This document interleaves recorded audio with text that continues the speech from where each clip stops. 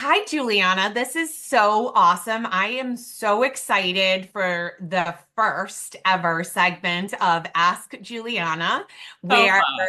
listeners and people who are viewing can actually kind of go under the radar and submit a question to ask you. And one of our listeners actually asked a really great question this week, and that is, and I feel like this is going to spawn other questions. So Uh, roll with me, okay? I'll roll with you. Awesome. So, speaking to the king or queen in someone, how do you go from being someone who doesn't necessarily do that right now to somebody who does? hmm hmm This is a great question. I think this depends on context, as many things do, and this is going to be personal and unique to people. So it depends on different scenarios, right? Like how you speak to a child is different than how you speak to a partner, than how you speak to a friend, than how you speak to a total stranger, how you speak to a boss. So this is different in different scenarios. But first and foremost, settling in on how does God see this person? Mm. Often that's so different than how we see this person, especially depending on whatever we're dealing with in the moment. A lot of times we're seeing through a lens or glasses or a filter of whatever we are experiencing. So you have to have a level of self-awareness that most people have not cultivated. But the good news with that is you can cultivate it. Things that help you cultivate awareness are actively being present even in the most mundane things. So when you're washing dishes, when you're driving the car, like practice being in the moment, being in the now. Journaling is great. So you can start see what you're feeling, what you're thinking about. You can start scanning your soul for what's happening on the inside. When you have a practice of that actively and you get consistent with it, it is a practice, then you start to think about what you're thinking about more often Mm-hmm. and becoming more aware. Okay. The third thing that's really helpful in terms of just being present is breathing. If you're not aware of your breath, you're probably not present. Uh-huh. So if you're taking like long sighs, they're like, right? Like you probably have not been present for a minute. If you're really shallow in your breath, which is usually where people are when they're not present, you're not Mm-hmm. focusing. So those are just great awareness activities. But when you're aware, then you can catch yourself in these moments. And then instead of being reactive, okay, because you're being present, now you got more energy to respond to something. Mm-hmm. You can ask yourself a question. How does God see this person? Now you don't have to say it out loud, but you can just say that in your head. How does God see this person? How does God see this person? Okay. What does this person need? What would encourage this person? What would build them up? Because we are designed to be an answer, a carrier of God's glory. We are able to deliver Mm-hmm. what we are resourced with, what we've received. Freely you receive, freely you can give. So when you receive, right, you can give something to people. So do you have a hypothetical example of how you can identify a king or a queen in somebody? I think for me, in my own personal day, I'm always focused on what I need and what people aren't helping me with. And Mm, so, because I feel very alone a lot of times as a single mom, yes. and I'm always like, "Can you empty the dishwasher?" Talking about teenagers, because we're Yes. always focused on what they're not doing. And I've realized that that's not how I want to continue with my son. And so I think for me, just, things that I've written down, like he probably has needs that I'm not even aware of, where as a mom, I think I actually posted this from a podcast last night. It's almost like from podcast 35, I think you mentioned that, we're not trying to be a parent, we're trying to be an inspirer. And Mhm. I'm like, ooh, that's speaking to me because I'm not necessarily inspirational to my son. Mhm. And I feel like this feeds into that, speaking to them as the king or the queen that they are and as God's child. Um, Yes. that's big. Yes. So, instead of focusing on, well, you didn't empty the dishwasher and you didn't empty the trash and you Yes. didn't do this. What can I say differently? Like, that I don't even have the words. Like, I don't even know what I don't know. Yeah. Yeah, well, in this situation too, so it's really interesting here. So when you picture a teenager, right? Give an age just for reference so people can understand what level of teenager, how old. 16. Okay, so picture the life of a 16-year-old. Okay, let's say going to school, maybe interested in like boyfriend, girlfriend, right? Like driving around the car, maybe in sports, maybe not doing well in school. Like there's the 16-year-old brain. Just imagine for a second what it's full of. Okay, now second part, does the dishwasher show up as a high level importance in a teenager's brain? We know that it does not. Probably not, right? Yes. And bringing level 10 energy to getting upset about the dishwasher, does that help you in any kind of way? No. No. So, right? Let's say in this scenario, it's not that like there's no desire to empty the dishwasher, fill the dish, whatever, run the Or dishwasher. help mom generally. Yes. Right. Like that's usually not like, oh, I'm gonna wake up today and like not help mom. That's really what my agenda is. I don't Right. help her at all. That's not like a conscious thought, but there's a lot that's in that brain. And a lot of times 16-year-olds operate like they have ADHD, right? There's like so many things on their brain all the time that they genuinely wanted to do that thing, but then this thing came up and then they got a text from this person and this thing, right? So it's like, okay, grace. Grace is a great thing to deploy right there. Also, just practicing that. Like, let me just put myself in this person's situation for a second before I come at them with more requests. And what is the dynamic of that relationship in general? Like, how does this person experience me all the time? Am I constantly making demands on them? Am I constantly asking them to do things? Like, because they're probably going to want to avoid me and get really frustrated because all I am doing is putting demands on them. They've already got a lot of demands on them. Which is the in the room all the time because if it's Yes. not in visual line, I won't get Yes. asked to do anything. Yes. And relationships, if it's helpful, every relationship, like we're talking parent-child here, but every relationship has an atmosphere or a culture, and it takes two people to create that. Okay. And there's different things that you can release into that. You can release prayer. You can release a lot of care. You can contribute what you choose. But a lot of times we're not choosing, we're reacting. And then we're trying to go to relationships to get our needs met, and we're not supposed to do that. Right.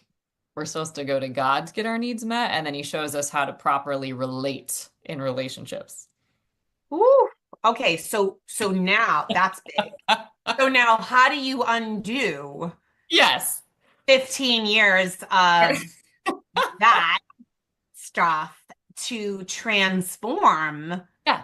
into the parent slash person Yeah. that you want to be? Like, how do you change the atmosphere and culture of a relationship?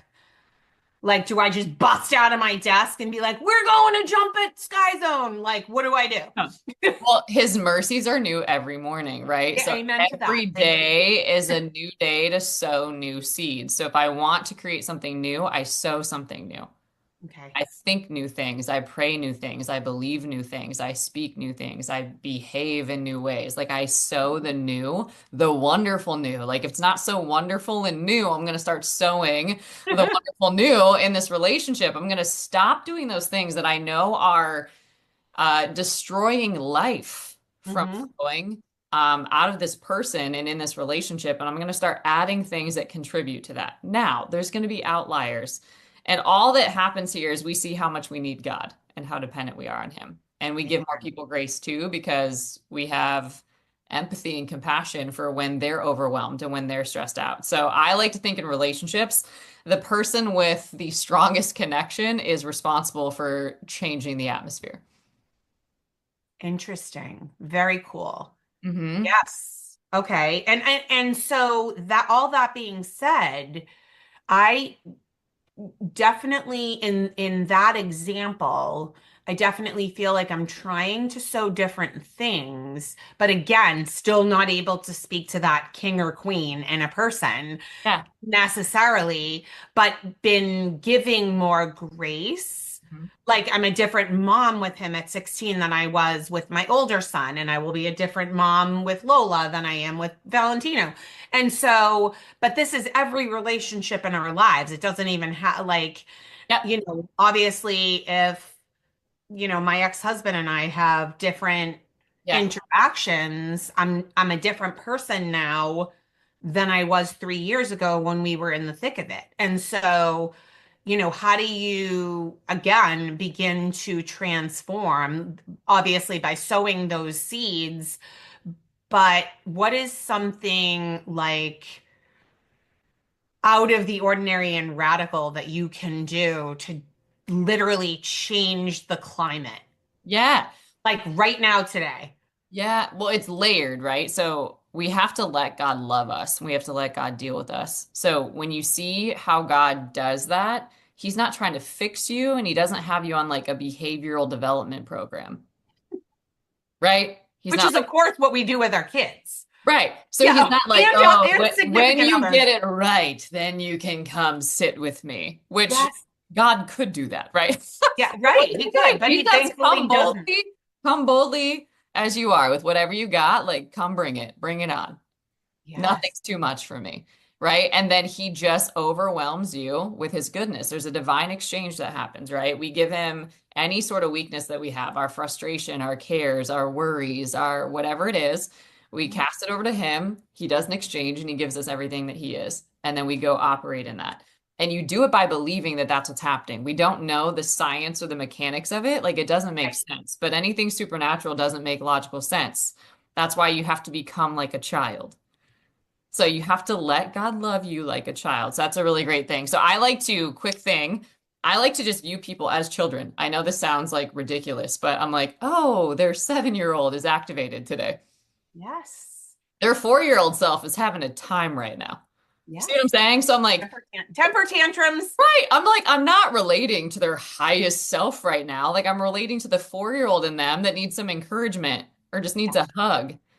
See what I'm saying? And if I try to relate to them as however old they are, it's going to ruin the moment because that's not what they need. They don't need to be told what to do. They need to usually be affirmed or validated or reminded or built up into something. So in this instance, what is he having a hard time believing about himself? And how do you pour that courage into him? What does he need to hear a mom say to him?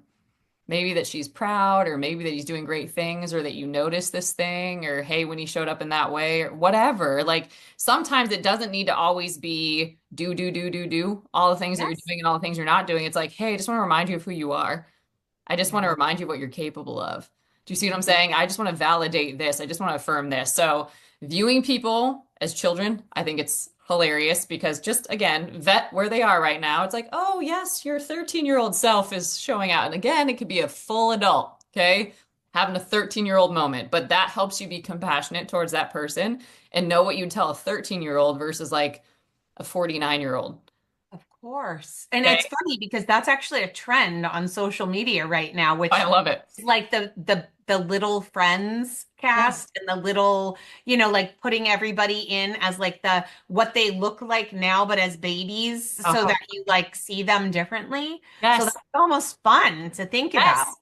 Well, and even like take men. Men usually have a lot of pressure on them, and they usually don't have the same level of emotional awareness, intelligence, maturity, processing. 'Cause they've just always been told to Bandwidth. bottle it Yeah. up, and just the amount of pressure that they have to provide, to protect, to do so many things is immense, right? The level that runs through their brain that they're probably not processing emotionally everything, it's a lot. So a lot of times they have an 8-year-old that's freaked out and doesn't know how to provide, and then they got all this pressure in the world, so they just get angry, Yes, because that's the right? only emotion But that if they it's like know. you know how to speak to the 8-year-old that's freaked out, you can help that man through that moment or woman, right? Like we all deal differently, but I'm just using that as a hypothetical example. A lot of times there's no sensitivity towards what men are walking through too, and they have a really hard time also. Interesting. Mhm. Ooh, that's going to be some goodness for someone. Oh yeah. Ooh, you just flipped the script there, It's buddy. we here's the issue, okay? Like God always works with us before he works with what we want him to deal with. Okay? So we're like, fix that person, change the situation, do this thing. That's usually how we're coming at God, right? Did you Which see is my video? literally the episode that I posted 35 is do the work yourself. I love well, and so No, God I'm is not even gonna joking. Like, love it. God is gonna show you your heart and he's gonna help you deal with whatever's going on in you before he has you praying or stepping into any other thing. Okay. So when he does that, it's like, oof, like I'm the problem. Like I just assume that. Like if there's something going on, I am part of the problem. And so if you do Girl, that, then you're seriously, this part of is this. episode 35. Yeah, I love it. Well, it's still Yeah, of relevant. course you know. Go Yes. back as homework, everyone. Listen to episode 35. Like, Episode yeah. 35. You got to do that. Yes, I go back and listen to this one, but it's so important. We don't know what the work is. So, in fairness, we can kind of level that out. If we did know, we'd probably be doing it, right? So, we don't always know what the work is. But when you start to recognize the root of this is you're not as loving as you think you are. No.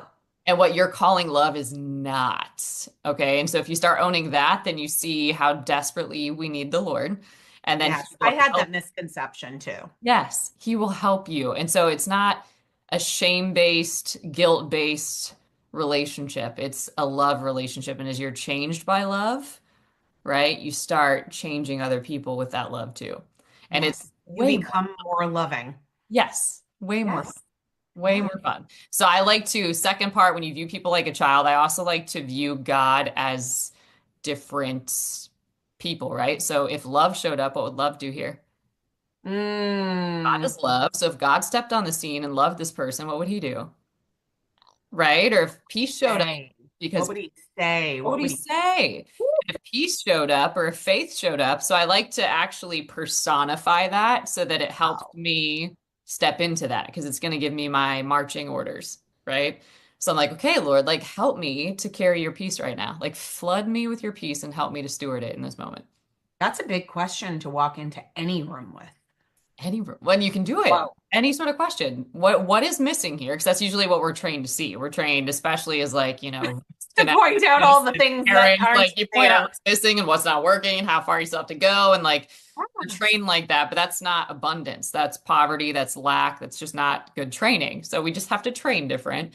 And so a lot of what you can do though, if you're noticing what's missing, okay, then what needs to be added? Because everywhere you go, right, everywhere your feet touch, you have authority and you're supposed to be bringing and advancing the kingdom and you are a carrier of it. You are a steward of it. So what can you release into this dark space? Like there's a lot of anxiety here. Hello, peace. Peace just walked in, Literally. walked in, right? Like, or if there's a lot of stress or overwhelm, hello, encouragement. So Usually you bring the opposite spirit. yeah, and I feel like we got a lot of that in the 30 days of faith walking Yeah. and like the basics, like the 101 and Yes. like the 201 and the 301 was like the mastermind where it like levels up, like whoa. And I feel like those programs, though I didn't think of asking the question in there, that probably would have answered those things. But you know what I mean? Like it's that how it plays out in real life and when it comes up and then it creates different questions. But the premise of it, we've already picked up in the 30 days of faith walking and in Yes. the mastermind. So I'm going, huh, I already kind of knew that, but I didn't know it in that context. Yeah. Well, we learn through repetition, right? So that's what we see when we're Yes. reading the word or reading the word. It's like these Or revelations. listening to the podcast 35, Right. either These one. these things are reinforced. Well, there's a reason why that's relevant all those years ago, and it's still relevant today because it's the truth, right? So it's like when you're walking and living and breathing the truth, it's living, it's alive, it's active, and we just keep uncovering layers and layers and layers of all the unloving stuff. We get it out of the way because if you get it out of the way, love flows. Oof. All right. Well, we're gonna go and let our love flow. And that's a tattoo right there. Yeah. And I'm so grateful that you agreed to do this Ask Juliana segment because I think it's gonna be really practical ways to apply what Yeah. we may have already heard or are coming up to hear in one of your other, good programs of all the goodness Yes. inside of Courage Co. So thank you so much for this is more like practical application. I love Yeah. that. So ask Juliana, submit your questions. I'm Yeah. going to So what do they answer do? every Tell them one. what they got to do. So there's a form that they can find inside Courage Co. They Yes. can fill out this form. They can literally ask any question that they've got, and you'll bring it here to Ask Juliana. And it happens once a month. So bring all your questions. We'll try to answer as many as we can in each episode that we do this. But Yes. there And you I go. think some questions will have smaller answers, and this Yes. one obviously led to other And some of them might be grouped amazing ones. together. They might all have the same tone. So it'll be Right, right. Ooh, I'm excited. I'm excited. So thank you for this. I can't wait for next month. I'm excited and I can't wait to see these questions.